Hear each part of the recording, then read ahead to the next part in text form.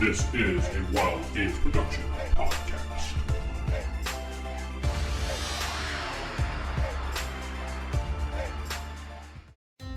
You remember. Roll your stealth roll? Game books, pencils, pizza, cheese puffs, and a hell of a lot of dice.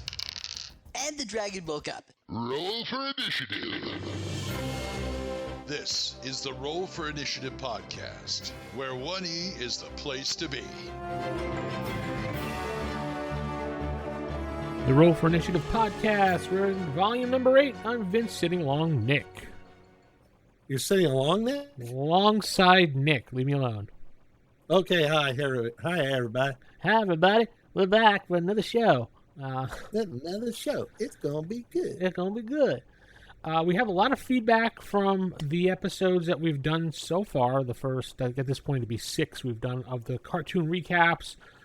Most people were concerned, a little weary at first about it, but as we normally do, we pull through with some good information along with just a summary. So Nick and I discussing how we can use this in a campaign, how to make a hook out of it is people were finding interesting.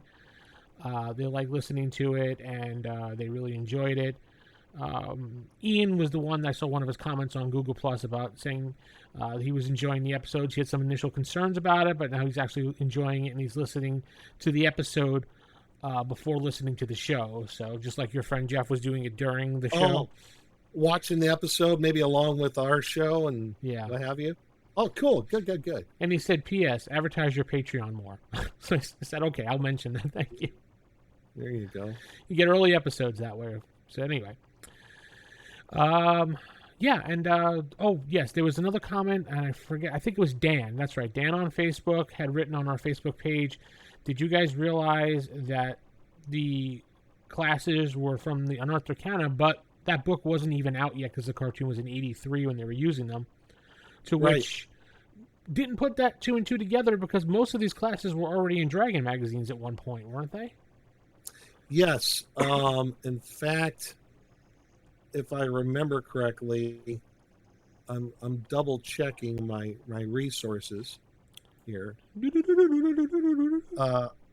They were in previous episodes of Dragon magazine. I don't know which one the Barbarian and the Acrobat was. I do know which one the Cavalier is. I believe it was issue 72, where you have the Cavalier class. Okay. I could be wrong on that. I thought it was somewhere in the 70s. You're wrong. I don't know. But they were from previous issues of Dragon magazine. And that's what the Fiend Folio really was, you know. Wow. It was. It was a compilation really of Dragon magazine articles, and they had because they were at the time when it came out in '85, it was strapped for cash. Yeah. So they're like, we need to make money. Let's get all these optional rules we've been getting together and optional creatures, and let's throw things together. Yes, exactly.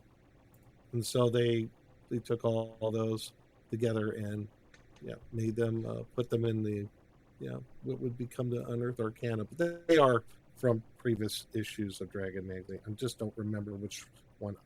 I could be wrong on the issue for the Cavalier, but I do remember it was somewhere issue 70 something or another. Okay, cool. If you guys have any comments or concerns, hit us up, rfistaff@gmail.com. Hit us up on Facebook, RFI Podcast. And we're on Google Plus as well. We're on community page where you can follow along RFI Podcast. Just search for that. You'll find it. Or it might be under Roll for Initiative. I forget how Google Plus puts us out there, but it's one of the two. Anyway, let's move on up to our next episode. We're talking about Prison Without Walls.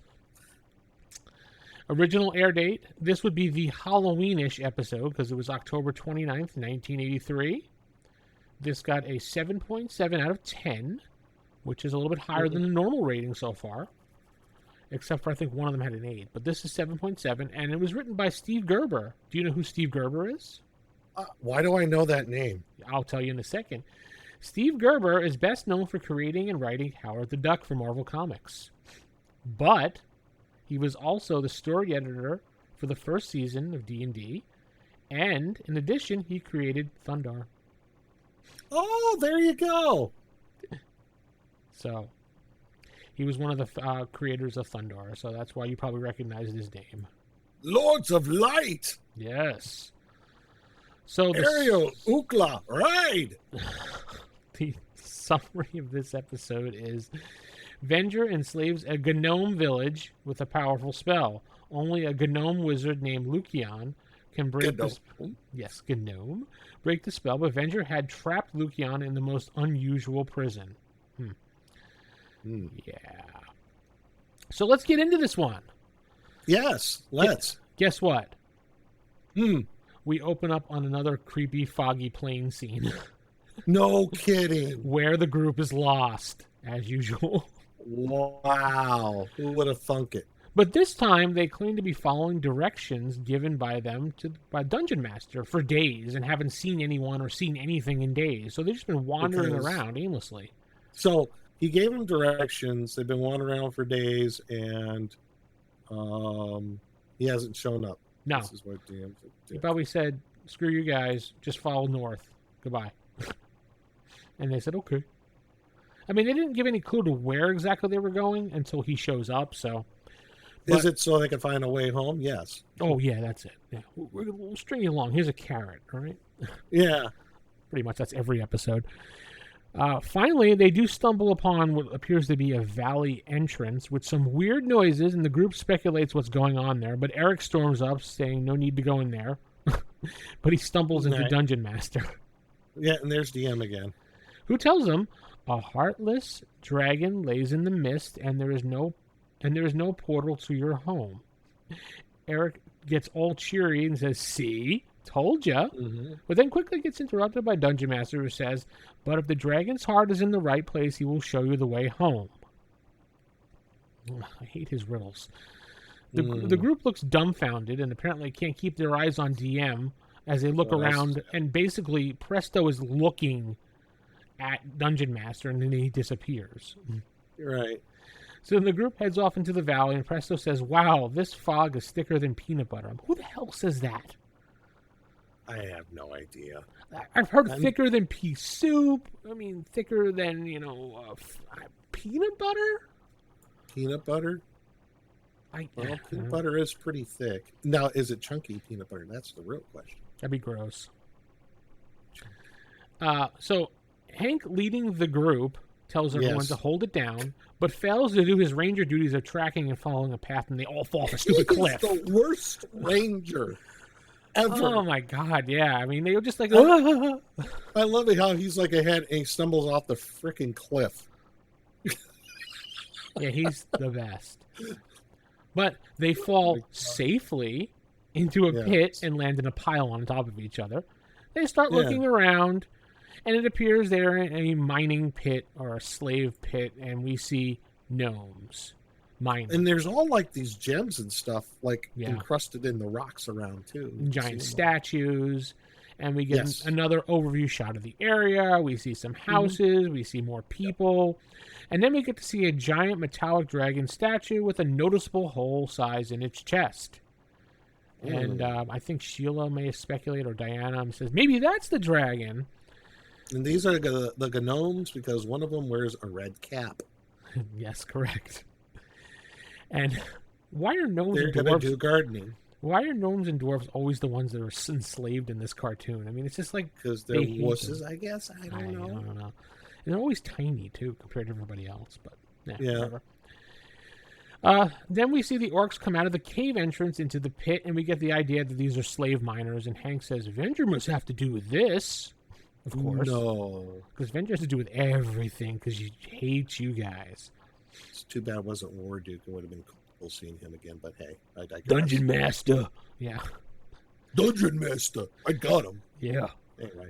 That'd be cool. Yeah, he would be a cool recurring character, but oh well. I thought so too. Yeah. And then a gnome falls off a platform because he's so tired and can't work. The orc guard demands him to get back up and get to work as he slaps him with the whip.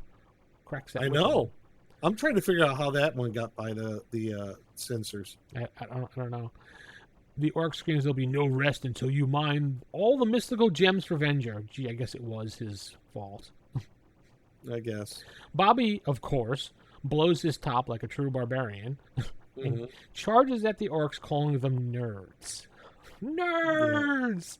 Yeah. Nerds! And Hank jumps down with him to back him up, and everyone else is like, wait! And uses his club and busts up the scimitars they got. I know. Did you see? He attacks them and smashes those scimitars in pieces with his 10-year-old rage and it was going on like there. kind of slow-mo, too. Yeah. Pretty impressive. The orcs look at each other and they kind of split. Like, whoa! Yeah. There's your comic relief going on there. And then I guess the captain of the orc guards, the guy with the big helmet. Yes. I guess the captain, I don't know, the chief, whatever, calls for more orcs to attack, and the group does their thing, battling it out. Hold on, I'm grabbing my pen. Yes, get ready. At one point, Eric is protecting Diana with his shield and screams, "Presto," which Presto says, "Here." Ugh. And Eric follows up with, "I'm not taking attendance, you dork. We need help." Presto passes his duh moment,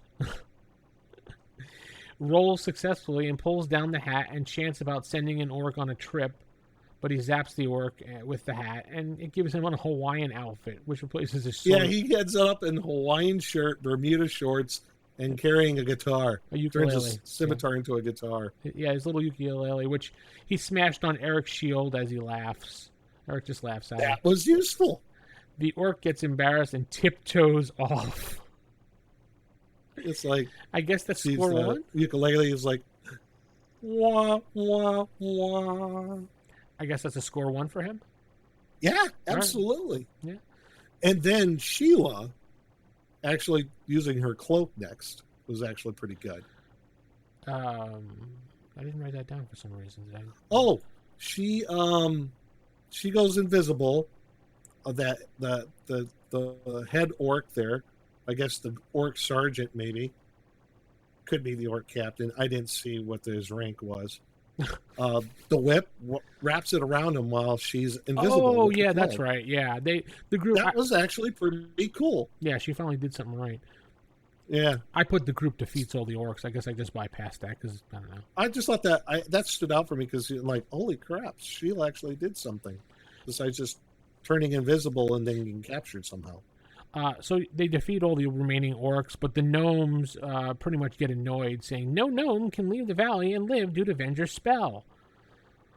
And then I love this line. Diana suggests, "Hey, maybe Presto's magic can lift the spell," in which Presto says, "Yeah, right, maybe you can lift a dump truck." Yeah. The gnomes then tell the story about how only one gnome is the most powerful gnome, called Lucian, that can break the spell, and his magic has protected the valley for centuries, and since he wouldn't tell Venger the secret of the heart of the dragon, he's been imprisoned in the Swamp of Sorrow. I know we've heard this place before. Yes. Haven't we? Wasn't there another episode with the Swamp of Sorrow? I thought so. It just sounded too familiar to me. I don't know. Maybe it's just one of those things. It's one of those generic names that do sound. But apparently the dumbfounded... Oh, by the way, the Presto count is up to 10. Ooh, all right, cool. I know. But of course, they're all dumbfounded what this location is because Hank's like, well, where is it located? And the guy's like, oh, it's to the south beyond the forest. And the group goes, okay. And they head out. Just like that. Mm-hmm. Then we cut to a creepy upside-down Snake Mountain, which is Venger's house. It looks like Snake Mountain turned upside down and thin, but I kept saying that to myself. Venger's house, it's awesome. In which we see the gnome that gave all the information to the group about the spell begging for Venger's mercy, who's sitting on a throne looking completely bored. What a surprise. Orcs all around Venger explain the situation. The gnome explains what he told the group after Venger questions him, and then they send the gnome back to the pit. Venger calls in the Shadow Demon and orders him to... Cool. Which, I have a this Shadow Demon is just like Venger's bitch. It does nothing for him. It's just... I hate the... It's like his version of email. Yeah. He orders him... Send this tweet, Shadow Demon. Yes, I need my PR stunt out now. I need to get all that popularity. Use the poop emoji and LOL. Straight away. So the Shadow Demon comes in and he orders him to find the kids in the swamp and prevent them from finding Lucian. Which we find out later on, the demon does absolutely nothing. Like he's just like a really, really, really expensive messenger from hell. Isn't the Shadow Demon supposed to be a powerful creature? Well, yeah, they kind of are, because they are from like, well, the nether regions. Demon. Yes. So the demon heads up. Venger doesn't seem too worried, but he sends the orcs after them as well, just for insurance, I guess. So we cut to the group in the swamp. Eric is complaining and whining. What a surprise. As usual. Yeah, I know. About this being bad information, that Dungeon Master pretty much screwed them. And Dungeon Master shows up and he agrees with Eric again. In which Eric is like, you agree with me again? Twice in one day? And then Dungeon Master agrees with him again. So that's 3 times. Eric was right 3 times. Yeah. And Dungeon Master explains that Lucian is in the worst prison of all, a prison without walls. The group speculates on what that is, of course, because they never... High school? Yeah, high school, parents, basement, whatever. As they're doing that, they follow Dungeon Master, who walks inside of like a shrubbery or whatever the hell he walks into and poofs away. And this is the one where Presto was looking directly at him as he walked in and disappeared and couldn't figure out where he went. Yeah. And then Eric rests on a mushroom, which turns out to be violent fungi. And are... Is that what those are? I thought so, just slightly modified because... Because they got like tendrils. Yeah. According to the monster manual, they're usually encountered next to shriekers. Shriekers are those mushrooms. They aren't really dangerous themselves, but they do shriek when they detect light or movement, drawing other monsters to see what's going on, pretty much. That's the point. Violent fungi in the monster manual are more dangerous than they were in this cartoon, because the tentacles tend to rot player characters' flesh, and this didn't do that at all. And I guess you couldn't have that. No, and they have less tentacles, according to the book, compared to this. I mean, you really couldn't make their flesh rot, so they just kind of had them tie them up. Which, I mean, it's a kid's cartoon, I get it. Yeah, but then here comes the cool part. Yes. This is actually pretty cool, at least in my opinion. The group gets easily tied up in the tentacles of the fungi as a giant man thing from the Marvel comics shows up. No, I'm kidding. What is it? It's a shambling mound. And a pretty creepy looking one, too, because it does kind of look like man thing. Which really, I found interesting how they drew the shambling mound, because how it looks very humanoid, and in various editions later, they show it to look like a giant blob, basically mixed of like mouths and eyes all over the place. But they drew it like a humanoid. How is that a shambling mound? I don't know. Anyhow, the creature saves the group, but Eric still doubts his intention and basically tells Hank to blast it. In which Hank goes, okay. And what happens? His energy bow does? Nothing, except the creature Shambler absorbs it and grows in size and advances on the group. Which is just what electricity does to a shambling mound. It's awesome. And then we go to a commercial break. Are you enjoying the show you're listening to right now? Want to help support the show? Why not head over to the Patreon site, patreon.com/WGP. That's patreon.com/WGP. And help support the network for as little as $1.50 a month. That's right, $1.50 a month goes a long way. Thank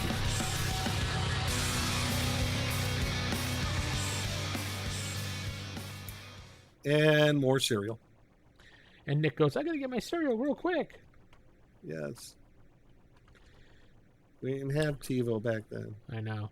We come back, and the monster is advancing on Eric and has him cornered, screaming for Presto to help. Get ready that pen.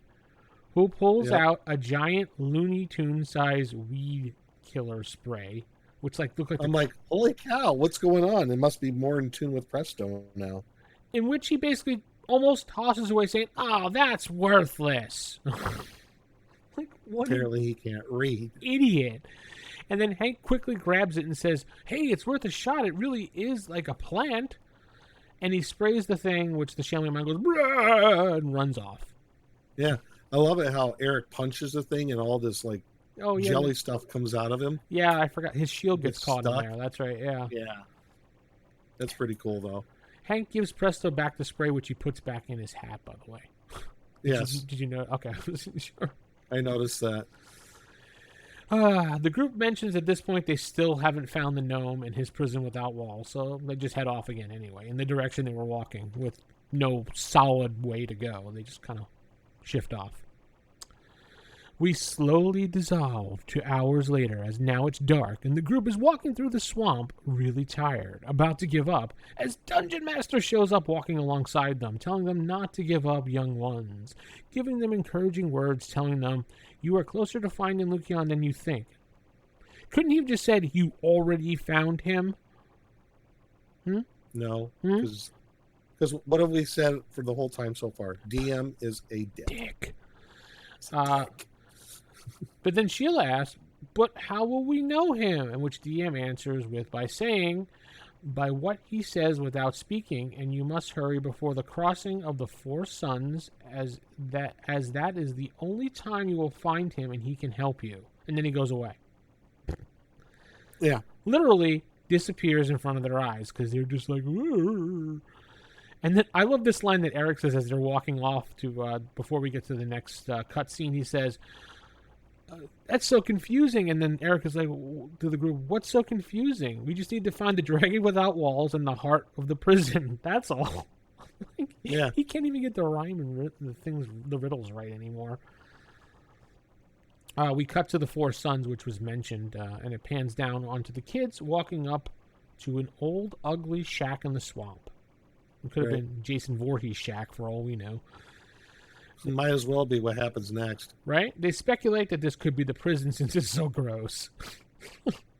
I think it was Sheila's like, this is gross. No, it was Bobby, I think, that said it was gross. I don't know, one of the two. Looking for 80s euphemisms in here like grody or like totally awesome or stuff like that. Gross. Eric decides that it's time to rest as he sees a bed that's outside on the porch, and then basically hops on it, goes, I could use some shut-eye, and then a hand busts through it, and a zombie comes out and says, my bed. And then, and Sheila says, a zombie. Yeah, very good, Sheila. The group gets attacked by zombies, and they get easily grabbed and captured because these guys suck at coordinated combat. I mean, really, they kind of awful. Do. One thing to point out that I don't think I pointed out the last time we talked about zombies was that these zombies don't spread disease like they do in the Monster Manual. Because obviously the kids being touched left and right by these things. Right. But the ground shakes as we hear a noise, and the zombies get scared. Let me ask you something here. Zombies have intelligence of what, 3? Yes. 1? Something like or nil. Or nil. They're just non-intelligent creatures. Pretty much. But my question to you here is, since when do zombies get scared of anything unless it's from a cleric's turn? They don't. Because they heard the ground shake.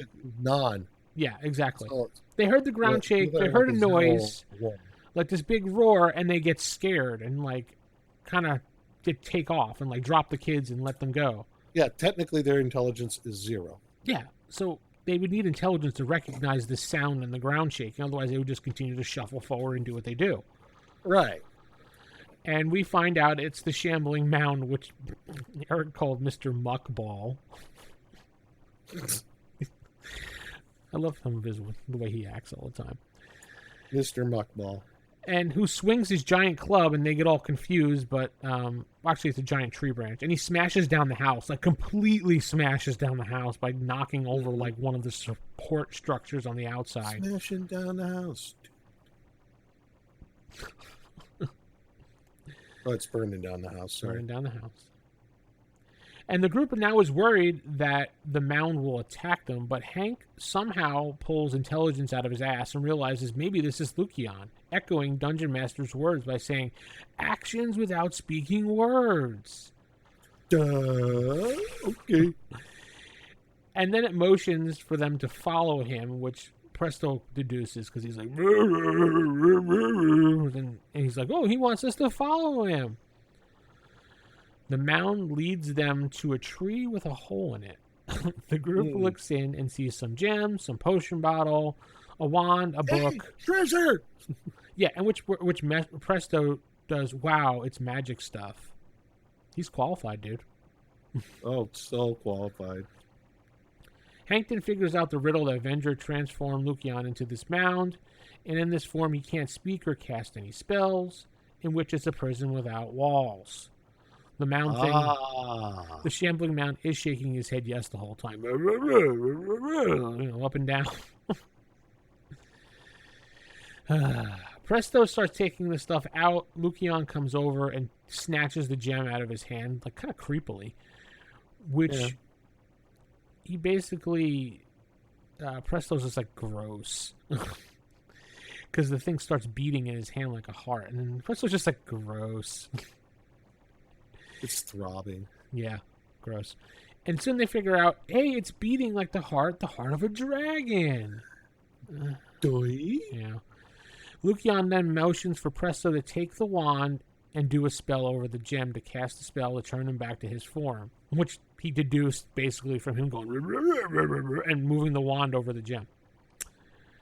He's pretty intelligent.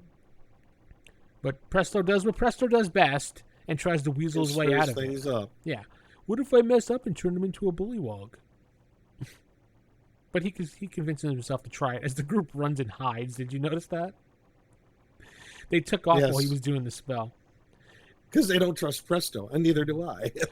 Boom. It works. Does this count? I know. Does this count?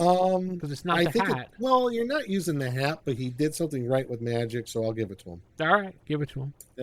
We're up to 12 now. Presto count 12. Dun, dun, dun. For all of you people keeping score at home. And then there's like some magic light and this boom, ba-blim, ba-blam, and all of a sudden we see Lucian in his gnome form with a weird symbol on his hat. And if you look up that symbol, according to Wikipedia, it's a Viking symbol meaning heritage or inheritance. Oh. Yeah, I was interested in that symbol. I'm like, I've seen that before, so I kind of like Googled mystic symbols, D&D symbols, and I found that one to be some type of Viking symbol. Okay. Which meant inheritance or heritage. I couldn't. It's just basically two different ones. That's cool.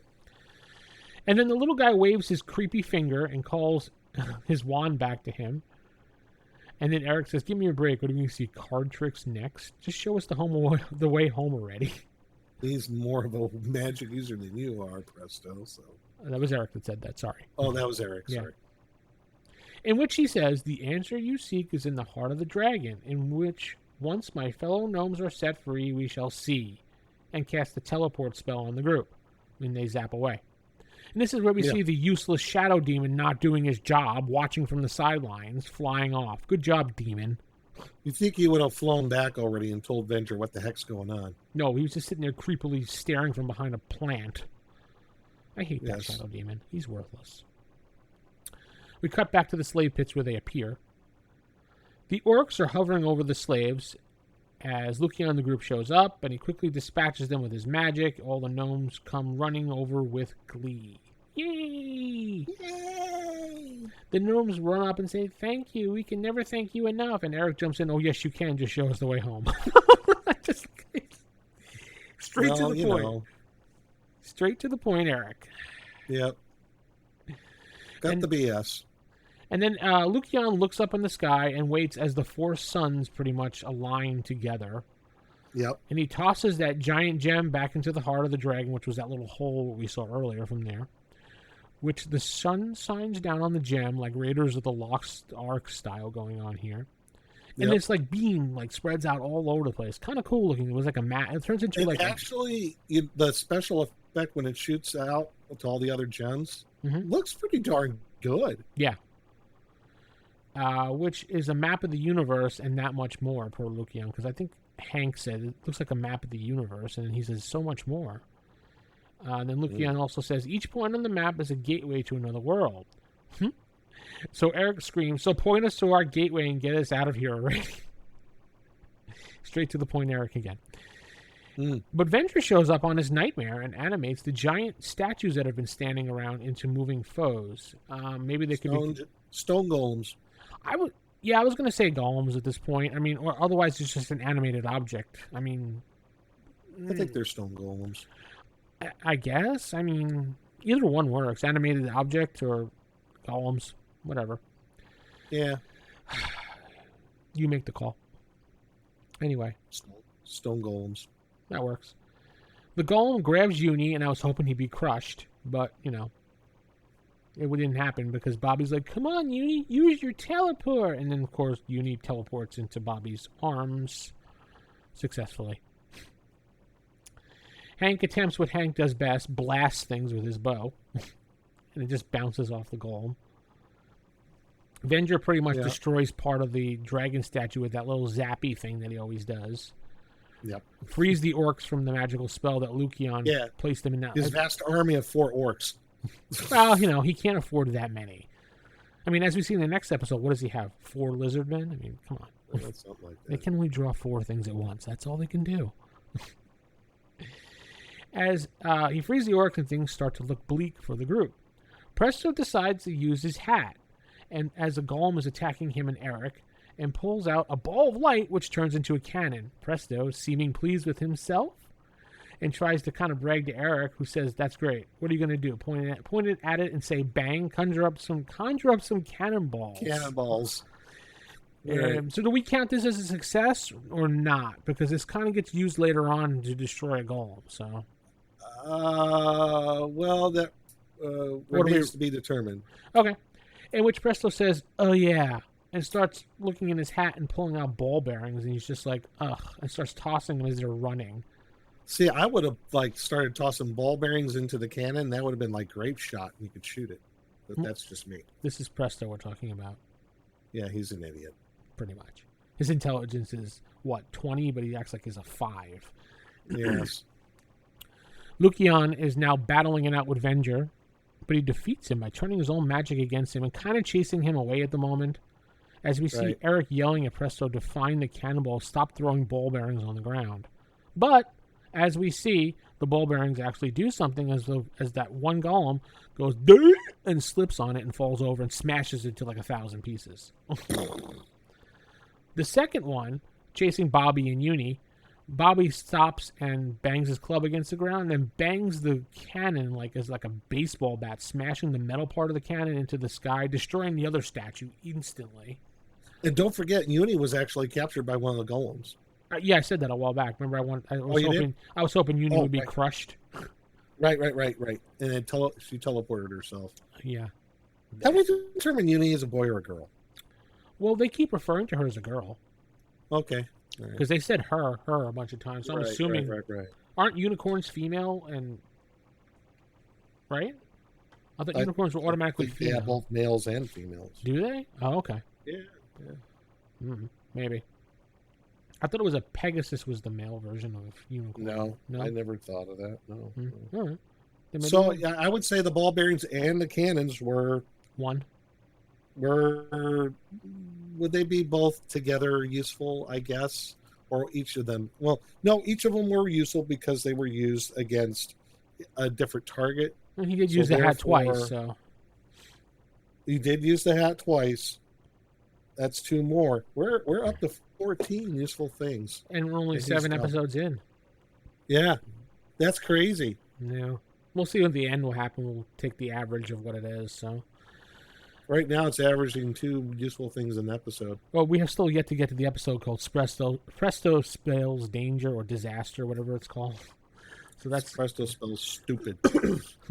Yeah, I think it does, actually. So meanwhile, Venger has regrouped and now is attacking Lucian again. They battle it out, and one of Venger's blasts bounced off Lucian's magic as they kind of do that, whole bounce back and forth with magic. And it destroys one of the crystals on the wall. And something zaps Venger, and he goes poof away. I couldn't figure out what zapped him. I couldn't either. I was like, what the hell? It looked like when it destroyed the crystal on the wall, that the energy came out and zapped him. But that made me think of something which I'll tell you in a second. The group celebrates but only gets bummed as they find out that their way home was destroyed by the magic, and Lucian can't help, of course. Which he points out that the crystal that was destroyed was the one for them to go home. Now, that crystal was destroyed and zapped Venger. Does that mean Venger went to their world? No, but Eric gets triggered. Yes. Eric loses his mind as Hank calms him. He just like goes, he like throttles the freaking gnome.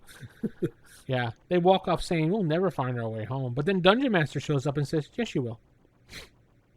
And that's pretty much the end. He just says, yes, you will. Yeah. You'll find a way, because I'm not going to tell you now, because I'm a dick. So this one, I was thinking about turning this into an adventure, because we like to do that now. So I was thinking, your group, so this is, let's see how I wrote this here. Okay, your group stumbles into a town where various people are getting kidnapped one by one each night. The mayor of the town begs the group to help him find the townspeople before everyone is kidnapped.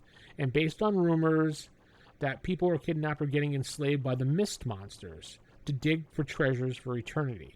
That's kind of the hook line there going on. Yeah, sure. Then the mayor goes on in a long, drawn-out speech about how the crystals... there was a crystal that protected this village from the mist monsters, but it's been stolen by insert big bad of the week here, or your reoccurring villain here. Right. And now the group has two quests at this point. One, to go find out what happened to the townspeople, rescue them. And also, since that really won't solve the issue because of the mist monsters, find the big bag who stole the crystal and return it to protect them against the mist monsters. This could easily be a long arc in a campaign, depending on how you play it out. A big bag could be a recurring villain, along with a new monster called the Mist Monster. That's how I figured out I would run my adventure on. What do you think? That sounds good to me. Absolutely. And either way, I could see how it could be just maybe a 1-2 scenario session game, or it could be a whole like story arc. Yeah, I could see it happen that way. Absolutely. I mean, that's how I would do it in there, because I know people are wondering more about how we would hook this into a game, but there. Right. Stat up a mist like monster. I had to figure out a way how to involve the creatures and the crystal, and I'm thinking, like, when I was thinking the mist monster, I was actually thinking of Sleestacks, and then when I was thinking of Sleestacks, I was thinking of the stupid crystals they used to use to defend themselves. Oh, my God. Yeah, so Land of the Lost came into my mind for some stupid reason. That's awesome. So, yeah, there's your hook. There's your adventure. That's episode 7. What do you think out there, folks? Let us know. Comment on our posts. Write us and message us. Hit me up on Twitter at @TheEvilDM on Twitters. And I will respond as soon as I can. So, with that said, we're going to say good night, everybody. Hey, everybody.